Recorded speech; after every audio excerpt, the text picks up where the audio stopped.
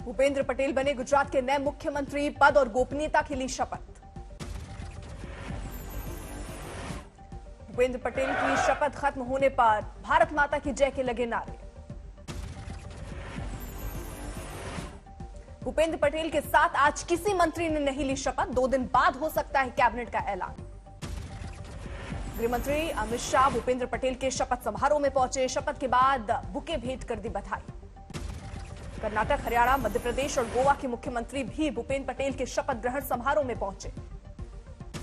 अहमदाबाद के घाटपुरिया सीट से विधायक हैं भूपेंद्र पटेल, पहली बार 2017 में चुने गए विधायक। भूपेंद्र पटेल के घर के बाहर सुरक्षा के पुख्ता इंतजाम, बढ़ा पुलिस का पहरा, कमांडो दस्ता भी तैनात। भूपेंद्र पटेल ने शपथ ग्रहण से पहले मंदिर दर मंदिर पूजन अर्चन किया। कल शाम से आज सुबह तक 5 मंदिरों में टेका मत्था। स्वामी नारायण मंदिर भी पहुंचे भूपेंद्र पटेल की विधिवत पूजा। भूपेंद्र पटेल ने स्वामी नारायण मंदिर में गो पूजन भी की, पूजन के लिए लाई गई थी गाय।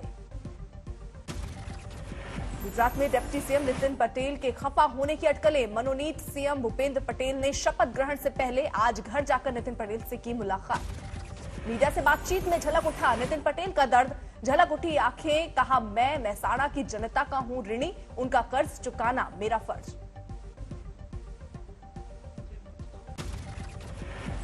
6 टर्म में धारासभ्य एमएलए बना तो कड़ी और मेहसाणा की जनता के आशीर्वाद से, मतदारों के आशीर्वाद से, कार्यकरों के सपोर्ट से मैं इतने बड़े स्थान पर पहुंच सका हूं। मेहसाणा की जनसभा में सीएम न चुने जाने को लेकर बोले थे नितिन पटेल, मैं सत्ता की भूख वाला नेता नहीं, बीजेपी के साथ 30 सालों में देखे हैं कई उतार चढ़ाव। गुजरात में नए सीएम पर कांग्रेस की तीखी प्रतिक्रिया, कहा हार के डर से बीजेपी ने बदला सीएम। भूपेंद्र पटेल की ताजपोशी को पीएम और अमित शाह ने रखा बेहद सीक्रेट, पटेल के परिजनों को भी नहीं थी भनक। पत्नी बोली टीवी देखकर जाना फैसला। वो काम जो करते थे उससे तो हमको लगता था कि वो सीएम लेके पार्टी वाले उसको कुछ जवाबदारी देंगे, लेकिन सीएम का तो नहीं था हमको। यूपी में मिशन 2022 की तैयारी में जुटी आम आदमी पार्टी। दिल्ली के डिप्टी सीएम मनीष सिसोदिया और संजय सिंह आज पहुंचे अयोध्या, किया पूजा अर्चना। अयोध्या में हनुमानगढ़ी मंदिर में मनीष सिसोदिया और संजय सिंह ने किया हनुमान चालीसा पाठ। कल भी अयोध्या में मौजूद रहेंगे मनीष सिसोदिया और संजय सिंह। तिरंगा यात्रा निकालेगी आम आदमी पार्टी। भवानीपुर उपचुनाव के लिए बीजेपी उम्मीदवार प्रियंका टिब्रेवाल ने किया नामांकन, शुभेंदु अधिकारी रहे मौजूद। प्रियंका टिब्रेवाल ने ममता सरकार को बताया निरंकुश। नामांकन से पहले प्रियंका टिब्रेवाल ने मंदिर में दर्शन कर लिया आशीर्वाद। ममता के खिलाफ बीजेपी उम्मीदवार प्रियंका टिब्रेवाल का प्रचार करने पहुंचे शुभेंदु अधिकारी। सीएम ममता पर भय और भ्रष्टाचार का माहौल बनाने का लगाया आरोप। स्टेट स्पॉन्सर टेररिज्म के एनवायरमेंट है और इस एरिया में 35 से भी ज्यादा प्लॉट का ओनर बैनर्जी फैमिली है। शुभेंदु अधिकारी ने किया दावा, भवानीपुर में 65% या इससे ज्यादा हुआ मतदान तो सीएम ममता के खिलाफ बंगाल की बेटी प्रियंका की होगी जीत।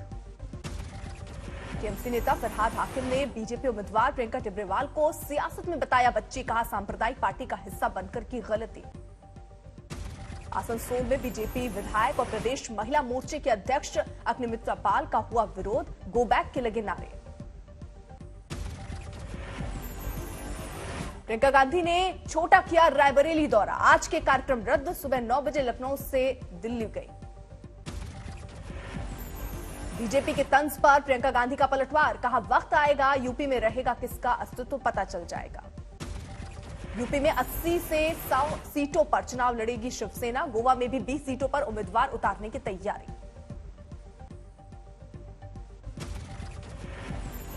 कुशीनगर में सीएम योगी ने समाजवादी राज की याद दिलाते हुए फिर अब्बाजान का किया जिक्र, कहा 2017 से पहले अब्बाजान कहने वाले ही बचाते थे राशन। सीएम योगी अब्बाजान वाले बयान पर यूपी में सियासी घमासान, समाजवादी पार्टी और बीजेपी की जंग को कांग्रेस ने बताया नूरा कुश्ती। कांग्रेस के मुताबिक हिंदुओं में जिसे कहते हैं पिता, मुसलमानों में उससे कहते हैं अब्बा। ये कोई राजनीति का मुद्दा नहीं, एसपी बीजेपी जनता को धोखा दे रही है। समाजवादी पार्टी के नेता और पूर्व मंत्री अभिषेक मिश्रा का बयान, कौन किस रिश्ते को किस नाम से बुलाता है ये व्यक्तिगत बात। कहा बीजेपी रही है हार, इसलिए लगा रही है अब्बा जान की पुकार। कोई पापा कहता है, कोई पॉप कहता है, कोई डैड कहता है, कोई पिताजी कहता है, कोई बाबूजी कहता है, कोई पिताश्री कहता है, कोई अब्बा जान कहता है, कोई डैडी कहता होगा। एआईयूडीएफ को पश्चिम बंगाल की सीएम ममता में दिखी पीएम मोदी से लोहा लेने की ताकत। कहा सिर्फ ममता कर सकती हैं बीजेपी और पीएम मोदी का सामना। तमिलनाडु नीट परीक्षा पर छिड़ा घमासान, राज्य सरकार ने नीट परीक्षा के खिलाफ विधानसभा में पेश किया विधेयक। एआईएडीएमके को नीट परीक्षा पर डीएमके सरकार का फैसला नामंजूर, विधायकों ने काले बैच के साथ विधानसभा से किया वॉकआउट। येदियुरप्पा सरकार में मंत्री रहे कर्नाटक में बीजेपी विधायक श्रीमंत पाटिल ने अपनी ही पार्टी पर लगाया बड़ा आरोप। कहा कांग्रेस छोड़कर बीजेपी ज्वाइन करने के लिए बीजेपी ने ऑफर किया था मनचाहा पैसा। श्रीमंत पाटिल ने कहा कि मैंने उस वक्त बीजेपी का पैसे का ऑफर ठुकरा दिया था, बिना एक भी पैसा लिए बीजेपी में हुआ था शामिल। दरभंगा में बीजेपी विधायक ने ओवैसी पर साधा निशाना, जिन्ना का दूसरा रूप बताया, अफगानिस्तान जाने की दी सलाह। बरसाती मेढक की तरह ओवैसी जी अब टरटराते हैं और अपना उपयोगिता सिद्ध करना चाह रहे हैं। अपनी नेतागिरी चमकाने के लिए वो दूसरा जिन्ना बनना चाहते हैं इस देश में, वो कभी नहीं बन पाएंगे। आगरा में कांग्रेस नेता सलमान खुर्शीद का बयान, यूपी में प्रियंका गांधी होंगी पार्टी का चेहरा, किसी दल से नहीं होगा गठबंधन। नेतृत्व का चेहरा लेकर हम आपके सामने हैं। वो प्रियंका जी, हमने आपको बताया कि आज जो हम जगह जगह भ्रमण कर रहे हैं तो उन्हीं के दिशा निर्देश पर कर रहे हैं, वो हमारे लिए चेहरा है। मेरठ में कांग्रेस को लगा बड़ा झटका, 40 साल से पार्टी से जुड़े रमेश ढींगरा ने दिया इस्तीफा, मोदी और योगी सरकार की तारीफ की। हिमाचल के बिलासपुर में ऊर्जा मंत्री सुखराम चौधरी के कार्यक्रम में हंगामा, 2 गुटों में जमकर हुई मारपीट। भिंड में मंत्री के समर्थक ने एएसआई के पैर पर चढ़ाई गाड़ी, नाराजगी जताने पर पुलिस वालों से की बहस। शोपियां में शहीद मेजर मयंक विश्नोई का मेरठ में हुआ अंतिम संस्कार, अंतिम विदाई के लिए जुटी लोगों की भारी भीड़। गुरदासपुर में कांग्रेस सांसद प्रताप बाजवा ने श्रीकंध साहब गुरुद्वारे में टेका मत्था, श्री गुरु नानक देव जी के विवाह पर्व पर पहुंचे थे गुरुद्वारा। इंदौर में बीजेपी विधायक के जन्मदिन पर कोरोना प्रोटोकॉल की उड़ी धज्जियां, बधाई देने के लिए जुटे हजारों समर्थक। दिल्ली में कोरोना के घटे मामले, 24 घंटे में नए मामले सिर्फ 22, एक भी मौत नहीं। महाराष्ट्र में कोरोना के 3600 से ज्यादा नए मामले, पिछले 24 घंटे में 46 मौतें। मुंबई का 354 नए कोरोना मामले से सामना, 24 घंटे में 7 मरीजों की मौत। देश में कोरोना से बीते 24 घंटे में 27,000 से ज्यादा लोग संक्रमित, 219 मरीजों की मौत। देश में कोरोना वैक्सीनेशन की तेज रफ्तार जारी, अब तक 74 करोड़ 38 लाख से ज्यादा का टीकाकरण। नॉर्थ दिल्ली के सब्जी मंडी इलाके में ढही 3 मंजिला इमारत, मची अफरा तफरी, मलबे से 2 बच्चों और एक बुजुर्ग को किया गया रेस्क्यू। 3 मंजिला इमारत ढहने से हुए हादसे में कुछ और लोगों के मलबे में दबे होने की आशंका। मौके पर पहुंचे दमकल कर्मी, राहत कार्य जारी। इमारत ढहने से हुए हादसे में कई गाड़ियां भी क्षतिग्रस्त, मलबे में दबी नजर आई गाड़ियां।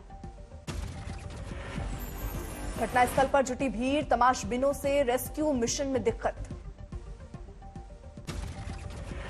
गोहाना में 3 नकाबपोश बदमाशों ने एक मनी ट्रांसफर एजेंसी में की लूट, वारदात सीसीटीवी में कैद। उदयपुर में पुल पर बहता दरिया पार करना, एक डंपर ड्राइवर को पड़ा भारी, डंपर के साथ तेज बहाव में बहा। डंपर समेत बहे ड्राइवर की स्थानीय निवासियों ने बचाई जान, 1 घंटे की मशक्कत के बाद निकाला बाहर। नासिक में भारी बारिश के बाद उफान पर गोदावरी नदी, मंदिर के बीच से बहते दरिया का वीडियो आया सामने। जूनागढ़ में बारिश से बाढ़ जैसे बने हालात, दमोदर कुंड में उफान, प्रशासन ने रोका रास्ता।